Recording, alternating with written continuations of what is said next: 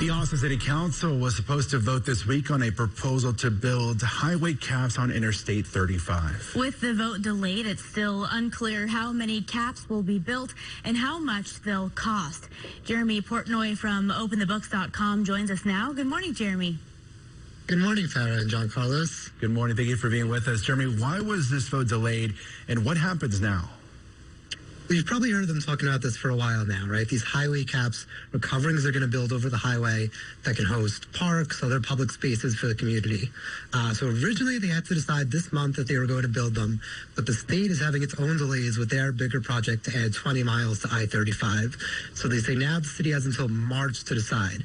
They've got 6 proposals to choose between, so they'll have their hands full. The cheapest one says they're going to build 2 caps for $400 million. Then the most expensive one would build 5 caps for $1.1 billion.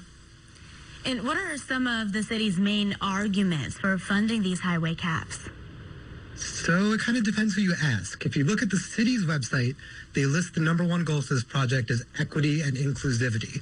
They say they're acknowledging that when this highway was built, there's a lot of people that say that Black and Latino communities were affected disproportionately because it displaced their houses, their businesses that those communities had built on that space.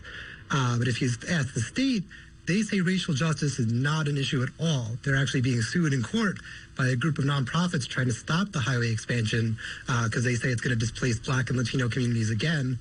The state is saying that never happened in the first place, and it's not going to happen this time. So the state and the city are working together on this project, but their messaging is totally out of line. Yeah, a lot of back and forth. Now, could these delays and lawsuits be an issue for this project? Yeah, all these delays are not a good sign, right? If they're going to build this, they've got to build it efficiently. Being stuck in the middle is the worst thing for taxpayers because that's when the legal costs pile up. That's when inflation becomes a factor and causes the price estimates to go up. And there's just more time for something to come out of left field and derail the whole project. So they've already paid $15 million just to get the price estimates. They've already borrowed $41 million from the state and accepted a $100 million grant from the federal government. But what happens if they end up deciding not to even build these caps? And Jeremy, you said the highway caps could cost up to $1.1 billion. How does that compare to other similar projects?